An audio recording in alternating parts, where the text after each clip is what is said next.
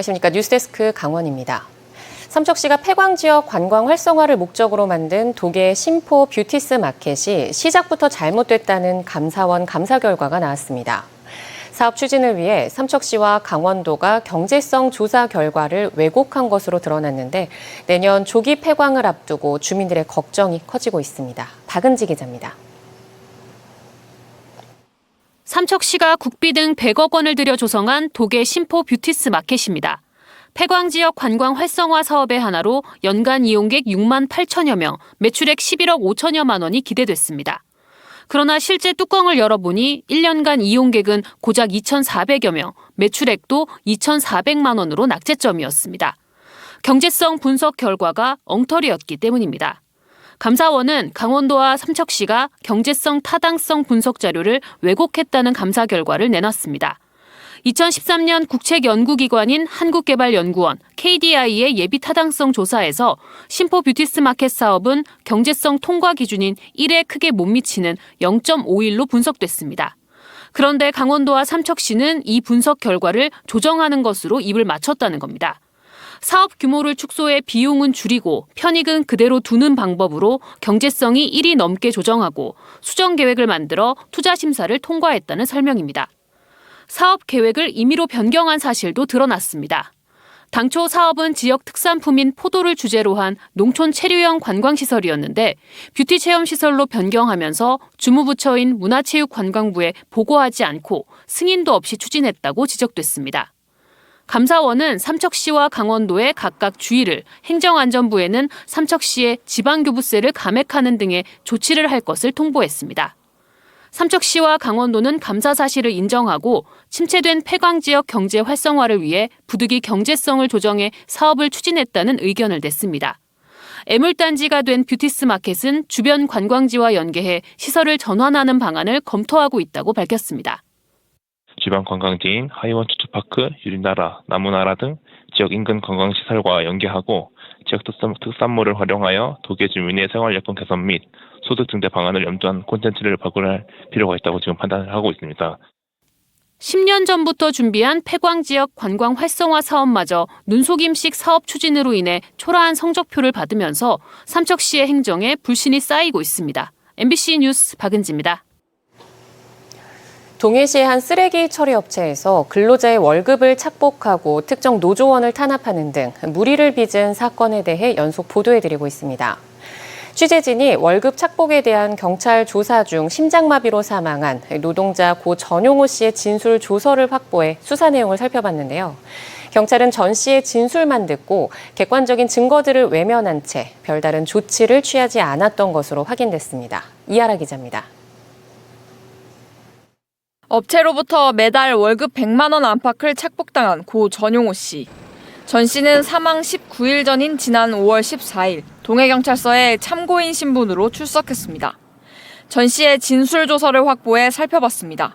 전 씨는 이 자리에서 월급여 실수령액은 400만 원 정도라고 진술했습니다. 급여 통장과 계좌 비밀번호, 도장 등을 회사에 보관한 이유에 대해서도 제가 그렇게 해달라고 요청했다고 덧붙였습니다. 업체 대표가 전 씨의 통장에서 멋대로 돈을 출금해 임의로 사용한 사실이 있냐는 질문에도 없다고 답합니다. 전 씨는 경찰에 왜 이런 진술을 했을까? 이번에는 업체 대표와 전 씨의 통화 내역을 입수해 살펴봤습니다. 받았냐 이러면 받았다고 얘기해 주셔야 됩니다. 예. 100만 원 정도 다 나는 것 같은데. 예. 일단 답을 낸 걸로 갑시다. 어쩔 수 없네. 이거 빠져나갈라 이러면은 뭐 그렇게 얘기할 수밖에 없네. 업체 대표는 여러 차례 전 씨에게 전화해 허위 진술을 압박한 것으로 보입니다. 저희랑 밥 먹으면서도 사장한테 전화가 계속 수시로 왔었어요. 통화 내역 떼보니까 거기서 사장 전화. 결국 6개월 뒤 전 씨는 대표의 지시를 따를 수밖에 없었습니다. 동해경찰서는 참고인이었던 전 씨가 피의자인 업체 대표에 대한 소환 조사 등을 원하지 않았다며 문제가 커지면 피해를 볼 수 있다는 걱정이 컸다고 입장을 밝혔습니다. 하지만 전문가들의 의견은 다릅니다. 경찰이 급여 내역 등의 객관적인 증거를 가지고 있는 만큼 다른 근로자 진술을 받고 업체에 월급 이체 내역을 요구하는 등 추가 수사를 해야 한다고 판단합니다. 전 씨가 업체 대표의 지휘 감독을 받는 만큼 마음을 바꿔 허위 진술을 할 수 있다는 점도 고려해야 한다는 겁니다. 수사를 개시하지 않았으면 그것은 직무에 대해서 의식적으로 방임이나 포기를 한 걸로 판단됩니다. 그러니까 이 사건은 단순한 부실 수사에 그치는 게 아니라 담당 수사관이 직무유기죄나 허위공문서 작성죄가 될 여지가 커 보입니다. MBC 뉴스 이하라입니다.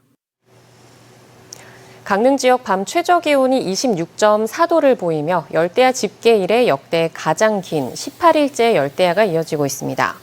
강릉은 7월 19일 이후 18일째 밤사이 최저 기온이 25도 이상 유지되는 열대야가 이어지고 있고 삼척은 최저 기온 25도로 17일째, 양양은 최저 기온 25.2도로 이틀째 열대야가 지속됐습니다.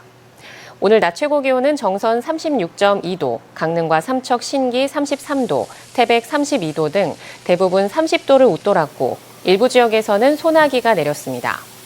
내일 낮 기온은 29도에서 34도의 분포를 보이겠고 열대야도 이어질 것으로 예상됩니다. 전국에 폭염이 이어지면서 가축 폐사가 이어지는 가운데 채소 가격도 상승세를 보이고 있습니다. 농림축산식품부에 따르면 최근 폭염으로 폐사한 가축은 25만 7천 마리로 집계됐고 이 중 닭이 91%로 대부분을 차지했습니다. 또 채소류, 생육도 부진해 오이, 애호박 등의 가격이 1년 전에 비해 각각 50%, 10%가량 올랐습니다. 강원 동해안 해수욕장의 기록적인 폭염과 피서 극성수기가 이어지며 누적 피서객 수가 500만 명 돌파를 앞두고 있습니다. 강원도 글로벌 본부에 따르면 올해 86개 해수욕장 누적 피서객은 지난달 28일까지 1년 전보다 적었지만 최근 피서 절정기에 접어들면서 어제 기준 493만 6천여 명을 기록해 지난해보다 10만 명가량 늘었습니다. 지역별로는 강릉시가 182만 3천여 명, 고성군이 140만 7천여 명으로 늘어난 반면 양양군과 삼척시는 줄었습니다. 수능 100일을 맞아 강원도 교육청이 본격적인 시험 준비에 나섭니다. 강원도 교육청은 고3 담당 교사들을 대상으로 권역별 수능 원서 접수 설명회를 열고 8월까지 수능 시험장 44개 학교 시설 안전성과 방송시설 등을 점검할 예정입니다. 수능 응시원서는 다음 달 22일부터 9월 6일까지 12일간 재학생과 졸업생의 경우 출신 학교에서 그 밖의 응시자는 주소지 기준 관할 시험지구 교육지원청에 접수하면 됩니다. 강원도와 18개 시군이 10월까지 전기자동차 지역 할인제를 실시합니다. 이번 제도는 전기자동차 제작 수입사가 강원도민에게 차량 가격을 할인 판매할 경우 강원도와 18개 시군에서 지방비 보조금을 추가로 지급하는 사업입니다. 전기 승용차의 경우 100만 원 할인 시 최대 100만 원의 지방비가 추가 보조되며 전기 화물은 50만 원 할인 시 최대 50만 원을 추가 보조합니다. 강릉과학산업단지 안에 국내외 표준화된 천연물 소재와 데이터를 통합 지원하는 중심축인 통합허브가 본격적으로 조성됩니다. 2028년까지 모두 450억 원이 투입되는 천연물 소재 전주기 표준화 통합허브 조성 사업은 강릉과학산업단지 6,000제곱미터 면적에 표준화 시설과 시험 분석실 등을 갖추게 됩니다. 강원도와 강릉시, 키스트 강릉분원, 강원 TP, 서울대 GBST, 강원 ICT 융합연구원은 사업에 앞서 시설과 장비 구입 내역을 점검하고 시범사업 지원 계획을 확정했습니다. 삼척시가 삼척형 상생협력 일자리 모델을 찾아 실제 사업 추진에 나섭니다. 삼척시 노사민정협의회는 오늘 회의를 열고 근로자 대표, 사용자 대표, 시민 대표, 삼척시 등이 참석해 상생협력 일자리 사업의 성공을 위한 공동 선언문을 발표했습니다.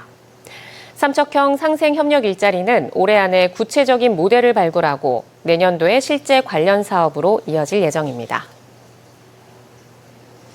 오는 12월부터 농촌 체류형 쉼터 제도가 시행되는 가운데 강원도가 이를 도입하면 연평균 최대 4,429억 원의 경제 효과가 예상됩니다. 강원연구원은 농촌 체류형 쉼터 시행으로 강원도 내 농촌 체류 인구는 최대 약 10만 명, 소비 지출액은 100억 원, 농지 거래 규모는 약 896헥타르, 농지 거래액은 5,120억 원까지 확대될 것으로 예측했습니다. 강원뉴스 마칩니다. 시청해주신 여러분 고맙습니다.